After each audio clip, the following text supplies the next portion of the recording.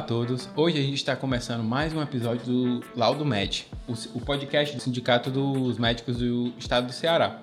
E hoje, eu, Eduardo Pereira, estou representando o Sindicato Estudantil, né, nessa apresentação desse episódio. E esse é um formato que a gente quer trazer agora para os estudantes. A gente quer trazer temas que sejam pertinentes à vida, ao cotidiano dos estudantes de medicina.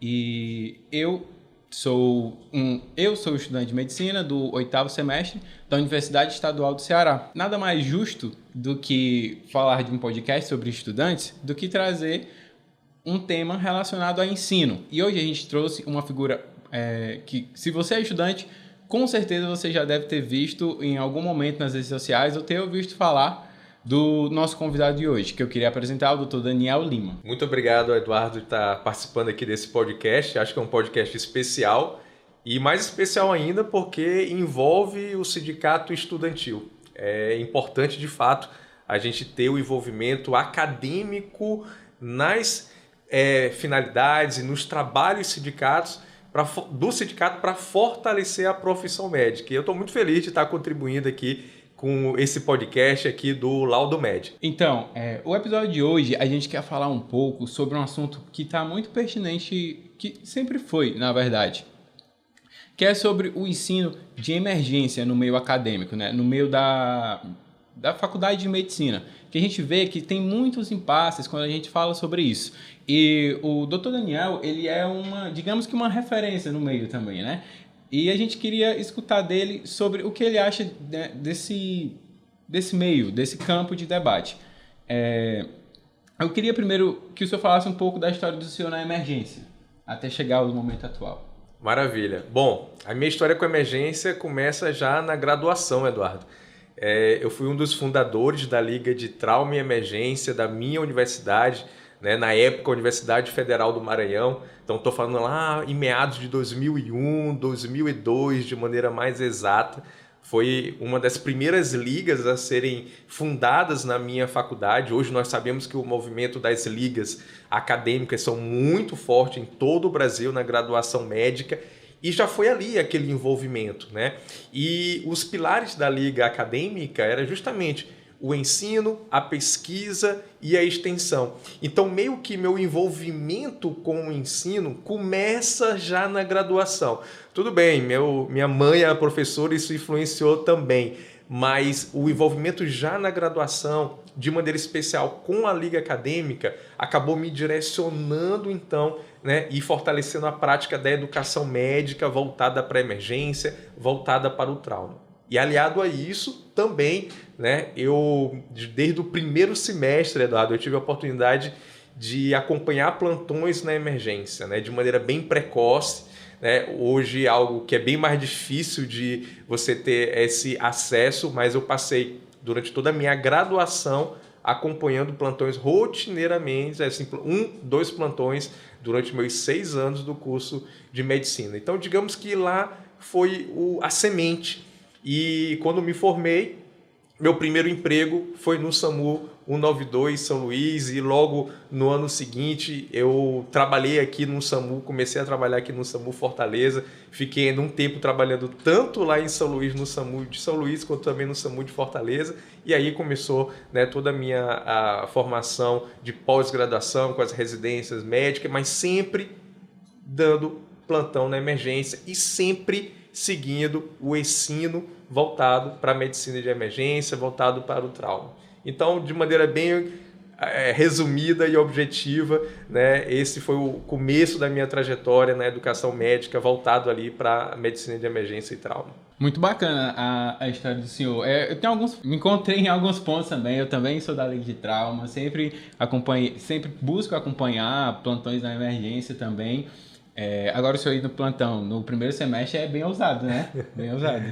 Voltando aqui pro assunto, eu queria saber como é que o senhor vê, fazer uma correlação na época do senhor de faculdade com o que o senhor vê atualmente sobre o ensino da emergência nas universidades. Perfeito.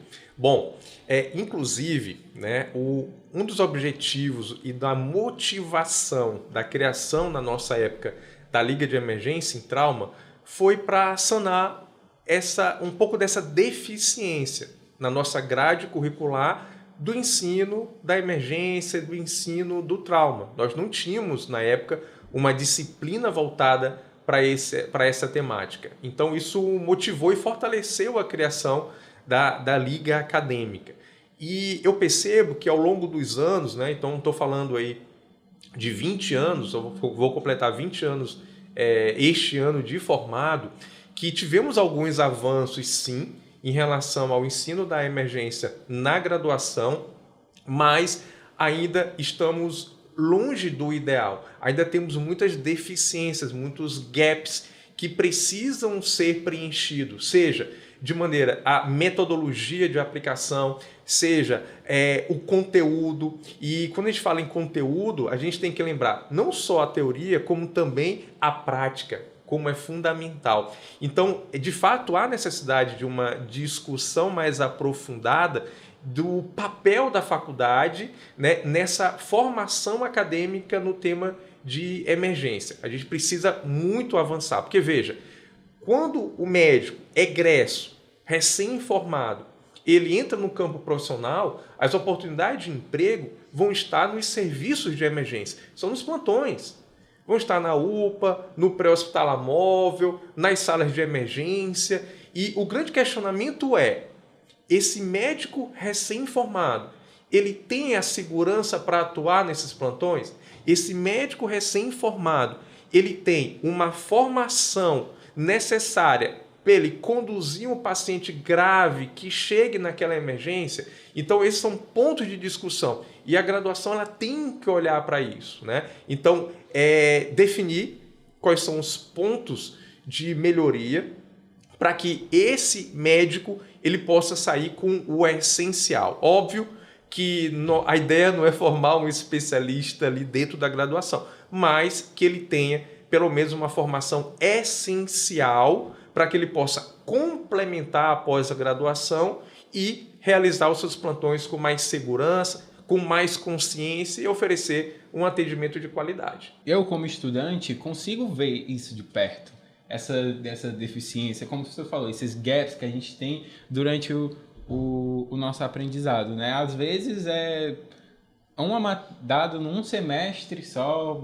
de forma muito corrida, que às vezes não dá para a pessoa pegar aquilo como deveria ser feito mesmo, né? Mas assim, na visão do senhor, o que é que causa esse efeito que está tendo nas faculdades de às vezes o ensino de emergência ser tão corrido, digamos assim, dessa forma? Basta você imaginar da seguinte forma, sei que vai ter muitos acadêmicos assistindo aqui esse podcast. Então imagina você, acadêmico, tá lá no primeiro semestre do curso de medicina, você coloca uma blusa lá da faculdade com o nome medicina estampada no peito. E você vai estar andando em locais públicos com aquela blusa de medicina. Se você está lá no primeiro semestre e você presenciar uma emergência que acontece, em um shopping, com a blusa de medicina, o que vai acontecer? As pessoas vão lhe chamar para atender. De repente é uma parada cardíaca. E aí você vai ser acionado para fazer o atendimento.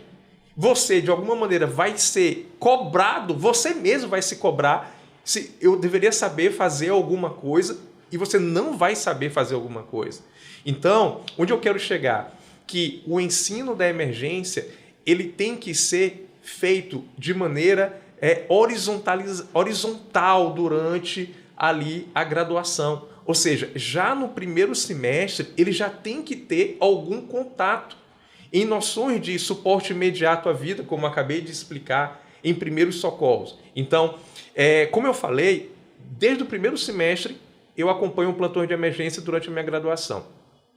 E uma das chaves que virou naqueles primeiros plantões foi que, independente da especialidade que eu fosse escolher, eu, como médico, deveria saber essencialmente condutas de emergência.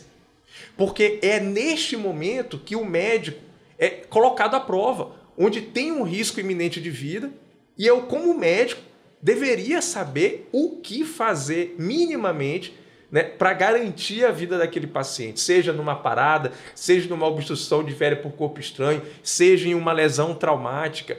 Então eu entendo que o ensino de medicina de emergência, o ensino do trauma tem que ser feito durante toda a graduação, no ciclo básico, no ciclo intermediário, no ciclo já avançado para o internato, estruturando e fortalecendo, para que você tenha um médico recém-formado que tenha as habilidades essenciais mínimas para conduzir as principais emergências. Porque, veja, a principal causa de morte da população brasileira está entre as doenças cardiovasculares e o destaque, o infarto agudo do miocárdio, o AVC, nós temos também o trauma.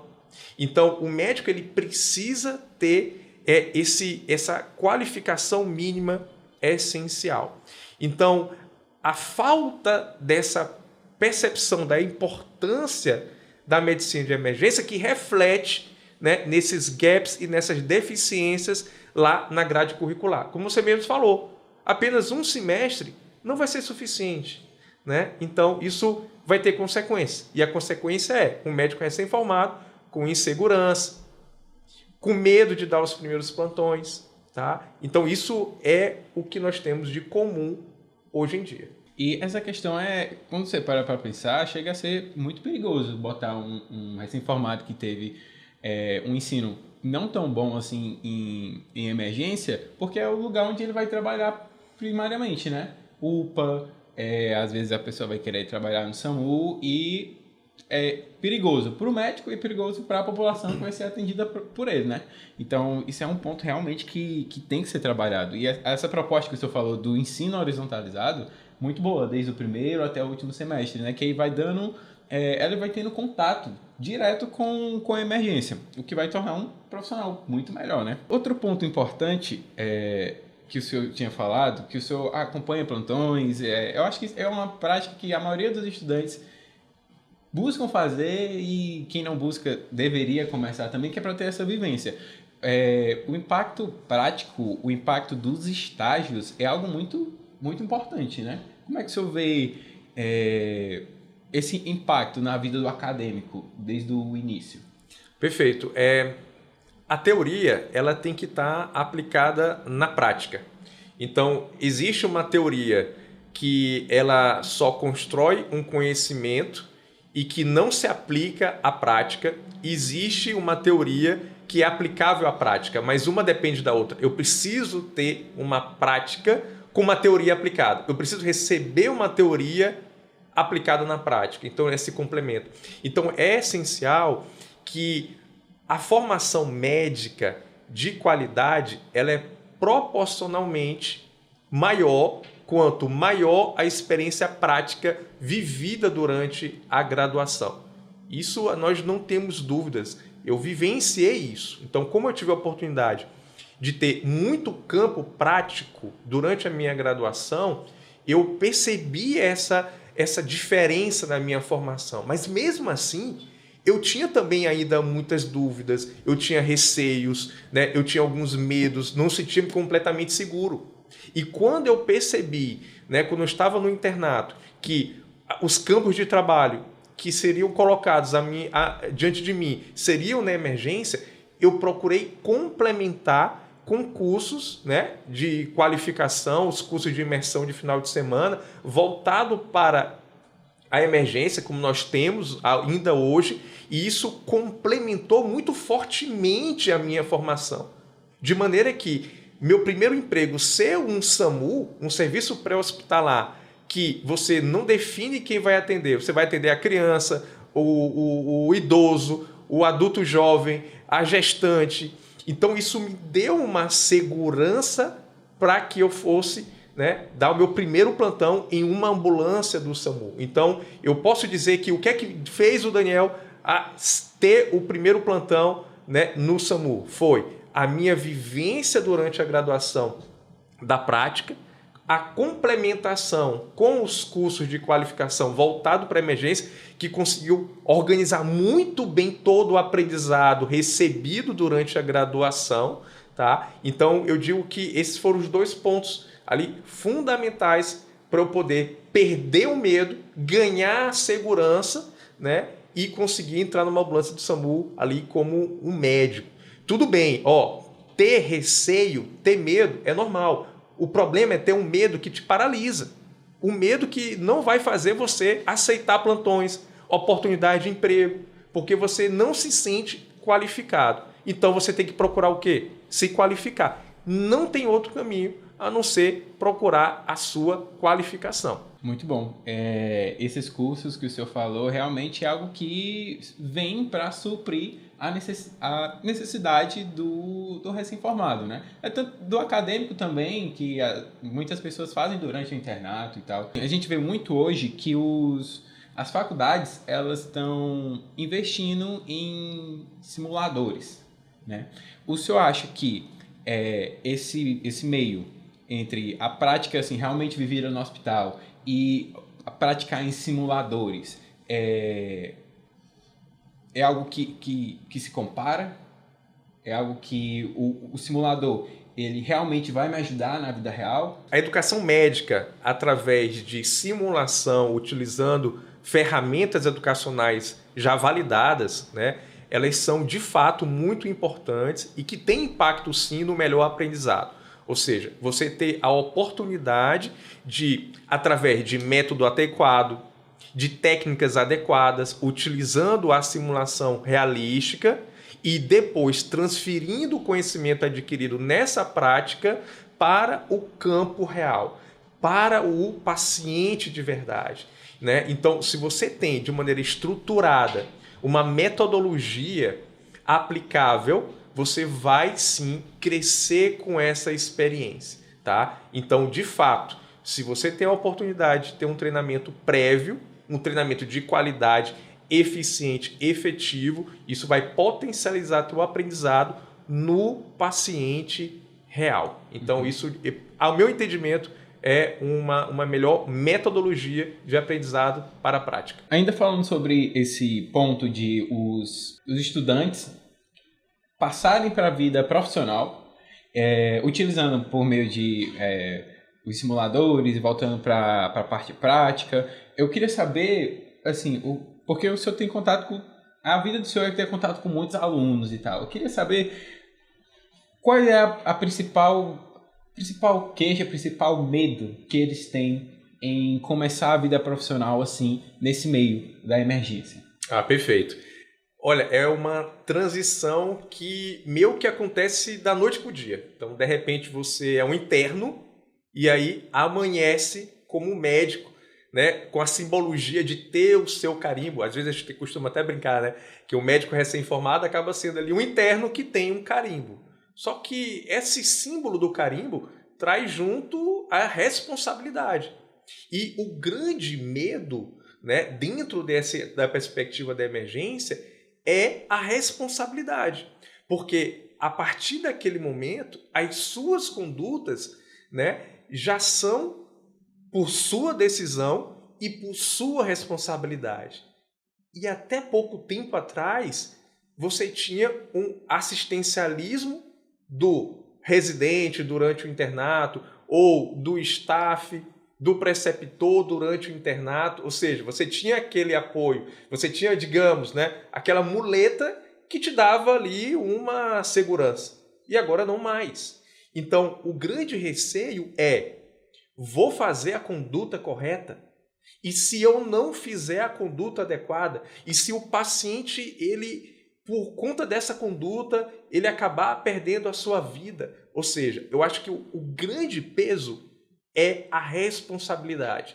E hoje em dia, onde nós temos uma exposição médica, né, cada vez maior, seja por filmagem, seja exposição nas redes sociais, né, está muito mais vulnerável à prática médica. Isso aumenta a responsabilidade de qualificação. Então, você vai ter aqui, por um lado, a necessidade de começar a trabalhar, a necessidade da atuação profissional, que isso é natural. Todo mundo que quer se formar quer começar a trabalhar, né? E, ao mesmo tempo, vem aquela pressão da responsabilidade. Então, por isso, a necessidade de qualificação.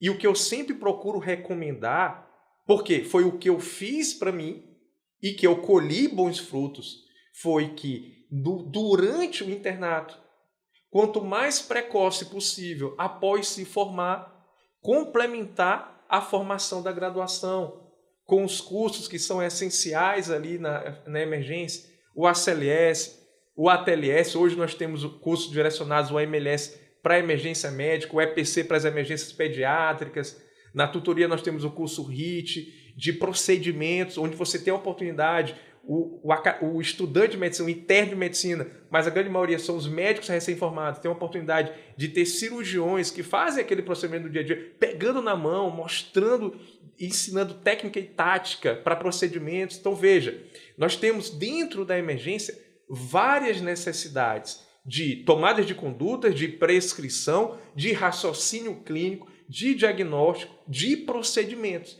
Isso precisa ser complementado, já que a graduação, nós sabemos bem que temos deficiência quanto a isso. Então, eu procurei complementar isso durante o meu internato e logo depois que eu me formei, isso me deu segurança, isso me abriu portas de emprego, de oportunidade de trabalho e também confiança para o plantão. Né? Nada melhor do que você ir para o plantão leve, com confiança, chegando lá, né, com sangue no olho para atender o paciente que chega, porque não sendo assim, vai ser um plantão pesado. Antes de chegar no plantão, você já tem ansiedade, já tem tensão, já fica com aquele receio, dá o frio na barriga, ou seja, você vai para o plantão, né, todo tempo com medo de chegar um paciente e você não saber conduzir. Né? Então, eu acho que educação médica. É isso que eu procuro me dedicar e eu entendo que o que eu faço de educação médica não pode se desassociar com a minha assistência médica. Então, hoje eu entendo que o meu chamado é na assistência médica e o meu propósito é na educação médica. E minha missão está nos treinamentos que eu estou participando, que eu estou oferecendo. Por exemplo, nesse próximo final de semana eu tenho uma missão, que é o ATLS. Essa é a minha missão, dentro do propósito maior, que é a educação médica, e o meu chamado, que é a assistência. Muitos já me perguntaram, Eduardo, Daniel, tu ainda dá plantão? Por que tu dá plantão? Porque eu entendo que é o meu chamado, eu gosto de dar plantão, e eu entendo também que, continuando na assistência, eu consigo contribuir para a educação médica de qualidade que vem da vida real do meu dia a dia médico. E isso não substitui, né? Você trazer a prática de vida real para levar para uma educação médica estruturada, de maneira, né, potencializando o aprendizado, né? E é isso que a gente está precisando cada vez mais. Com a ampliação das faculdades médicas, com a ampliação do número de acadêmicos, isso vai ser uma necessidade cada vez maior na nossa sociedade médica. É uma necessidade tanto para você como médico, né, para a população, mas também como uma forma de diferencial, né? Como o senhor falou, muitas faculdades, muitos acadêmicos agora estão surgindo, então cada vez você tem que ter mais o seu diferencial para você conseguir novas oportunidades, né? Isso eu acho que vem se tornando uma realidade cada vez maior na atualidade. E voltando, assim, pegando o gancho da quantidade de cursos que o senhor falou, qual momento o senhor acha assim, que é interessante a gente começar a pensar, a fazer esses cursos, a iniciar esse processo? Hoje, o acadêmico de medicina, ele acaba sendo mais bombardeado pela expectativa da aprovação na residência médica. Você sabe muito bem disso. Sim, com certeza. E que existem os cursos preparatórios de residência médica. E à medida que nós temos mais alunos de medicina, nós temos as mesmas vagas de residência médica. A concorrência aumentando. Então, aumenta a expectativa, aumenta a ansiedade e aí a busca pela preparação voltada para a residência médica. Em um momento que você está no internato, que durante a graduação é o momento que você vai cristalizar o aprendizado médico, que é quando você tem contato com o paciente, passando pelo internato, e que muitas das vezes essa oportunidade de aprendizado, ela acaba perdendo o foco para a preparação de residência médica.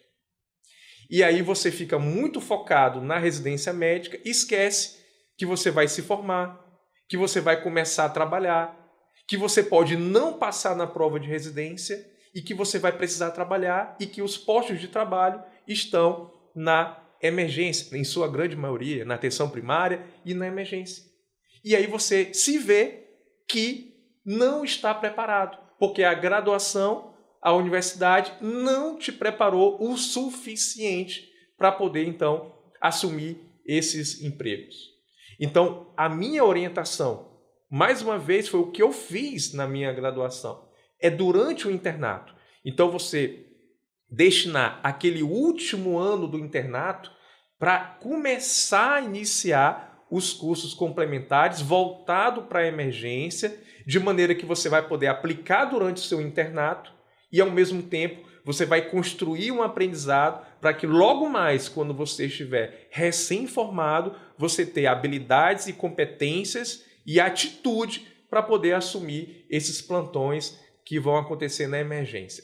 Então, é um investimento que vai voltar em pouco tempo 6x, 10x, 5 vezes mais, 10 vezes mais, quando você tem essa percepção. E veja, em um mercado médico cada vez mais saturado, o médico que se destaca vai ser o médico extraordinário. E cuidado para você pensar que um médico extraordinário é algo inalcançável, porque a palavra extraordinário é você sair do ordinário. O ordinário é o comum, é o que todo mundo faz, é aquele que é passivo. E o extraordinário é o que? É proativo. Ele busca, ele vai sempre fazer algo mais. Sempre fazer algo mais. Deixa eu compartilhar aqui uma coisa contigo. Sabe quando que o olhar do preceptor, ele brilha? Quando o acadêmico que está ali rodando, o interno, ele fica além do horário dele. Porque a gente percebe, e eu falo isso como preceptor, que aquele aluno ele tem um interesse a mais. Aquele interno, ele é um extraordinário, ele quer ir a mais, ele quer ir adiante.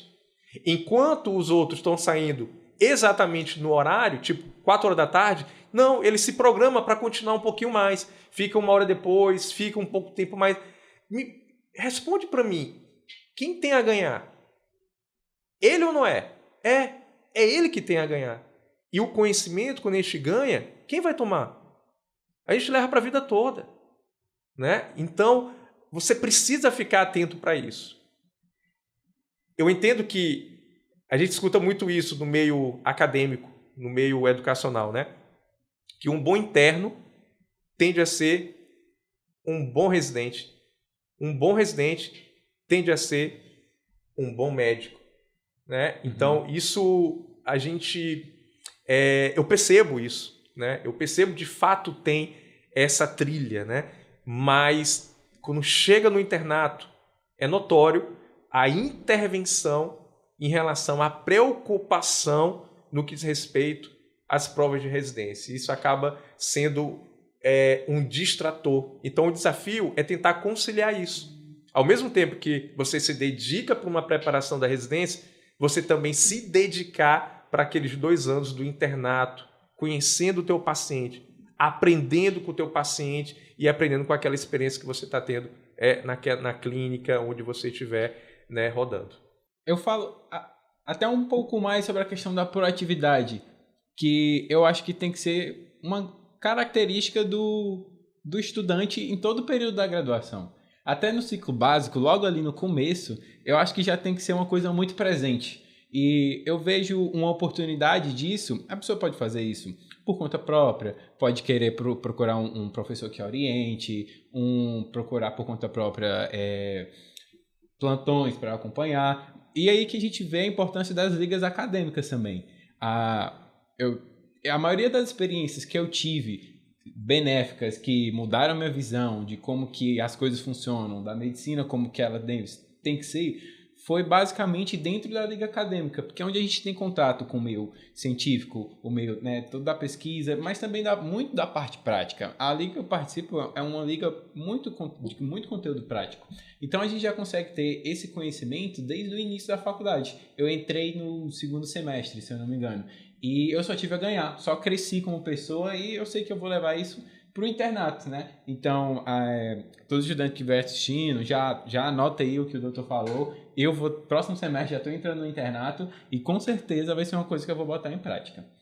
E para encerrar aqui a nossa linha de raciocínio, eu queria saber do senhor como que o senhor vê o impacto que um estudo bem feito em emergência médica pode impactar a longo prazo na sua formação. Porque a gente falou muito ali do recém-formado. Assim que acabou a faculdade, vai começar a dar os plantões. Como é que o senhor vê isso a longo prazo? Eu entendo isso. Você fala desde a graduação ou falando do recém-formado? Não, assim, durante todo o seu percurso como um acadêmico, assim, depois de formado. Assim. Perfeito. Bom, eu acho que durante a graduação, né, é importante, como já falamos, ter essa formação sólida em relação à emergência durante a graduação, e você vai tendo oportunidades de exercitar isso durante a graduação, seja nos seus estágios curriculares, extracurricular e, quiçá, até na vivência real, né? Porque a emergência pode acontecer com qualquer lugar, com qualquer pessoa, qualquer momento, tá? Em qualquer situação. Então, você está preparado para agir. E o bacana da emergência é que, ao mesmo tempo que ele exige uma tomada de decisão rápida, você consegue ter resultados ali imediatos, né? Isso é o que acaba atraindo dentro da emergência essa questão da necessidade de resolutividade que você acaba trazendo e tendo. E aí, quando você tem o médico, a gente tem que, praticamente, existem 3 caminhos do médico com a emergência. Em sua maioria vai ser assim. Vai ter um médico que vai passar, depois de formado, pouco tempo na emergência. Então ele vai trabalhar na emergência, mas por pouco tempo. Ele vai para uma residência, vai para uma especialização e depois vai sair da emergência quando ele achar oportuno. O segundo médico é o que ele vai entrar na emergência, vai dar plantões na emergência, vai passar por mais tempo na emergência e em algum momento ele abandona a emergência. E o terceiro médico, não, que decidiu e que vai atuar na emergência praticamente em toda a sua carreira profissional. Então veja, a importância que é a medicina de emergência na profissão médica, né? E que a gente tem que olhar para a graduação, a gente tem que olhar para a pós-graduação, para a formação complementar. Então o impacto disso a longo prazo vai ser justamente em entender melhor o sistema de urgência e emergência do nosso serviço público de saúde, com profissionais mais bem qualificados, conscientes, levando problematizações resolutivas que nós precisamos ter da nossa rede de urgência e emergência, otimizando a linha de acesso à assistência, evitando e deixar de ser uma normalidade uma emergência lotada e ter uma discussão mais profunda em relação a isso. Então, a longo prazo, o reflexo vai ser na melhor assistência e quem vai se beneficiar vai ser o paciente. Perfeito, doutor, a colocação do senhor. Em todo o nosso diálogo, a gente consegue ver assim, eu acho que acho que as pessoas vão ver também a paixão que o senhor tem pelo que o senhor faz. Tanto que o senhor falou na parte de intervenção e tanto na parte de ensino, né? Tanto que eu falo que, né, às vezes para as pessoas, que a questão para ensinar não é só você gostar, você tem que ter vocação para isso. E a gente consegue ver na pessoa quando ela tem... Eu já tive a oportunidade de ver aulas do senhor e isso é algo notório. Eu queria agradecer o senhor por ter aceitado o convite de fazer parte desse episódio e espero que, né, no futuro talvez eu possa retornar para falar sobre outras coisas pertinentes no mundo da medicina. Queria agradecer a todo mundo que assistiu e também chamar aos médicos que não são sindicalizados para se sindicalizar e os estudantes também. Hoje eu estou aqui representando o Sindicato dos Estudantes. A gente tem a proposta de acolher as demandas dos estudantes. Então, se você é estudante de alguma faculdade e que tem alguma demanda pra gente, tem alguma coisa que você queria contar que a gente possa ajudar, pode entrar em contato e aproveita e se sindicaliza, porque existem vários benefícios. O senhor gostaria de falar mais alguma coisa, doutor? Bom, eu só tenho que agradecer essa oportunidade, né? A gente constrói momentos e experiências que vão contribuir com a vida de outras pessoas. E muito obrigado pelo convite, Eduardo. Eu, de fato, muito admirado por esse movimento do Sindicato dos Médicos, alcançando também os estudantes. Eu incentivo a você, estudante, a conhecer mais do Sindicato do Médico, dentro dessa vertente, né, aqui estudantil. Isso vai ter reflexo lá na frente, quando você ser um médico e começar a atuar na sua profissão, protegendo o seu exercício profissional. Então, se você quiser ter a oportunidade de aprender mais sobre emergência e trauma, me siga nas redes sociais, no Instagram, Dr. Daniel Bora Salvar. Estou também no YouTube, tem um canal Dr. Daniel Lima, você pode também me encontrar lá. E se você quer se aprofundar ainda mais com cursos presenciais, eu estou junto lá da Tutoria Saúde, com sede aqui em Fortaleza, onde a gente direciona o ensino de medicina de emergência e trauma para médicos, com tudo no foco prático, com certificação internacional, certificação nacional reconhecida. Então vai ser um prazer te receber lá e você conhecer mais e ter acesso a todos esses conteúdos que você vai então aplicar isso na prática de emergência e aperfeiçoar o seu ensino, o seu aprendizado médico. Obrigado mais uma vez, Eduardo, pela oportunidade de estar aqui e também ao Sindicato do Médico por essa importante iniciativa. Eu que agradeço, doutor. Obrigado a todos que assistiram também e até o próximo episódio.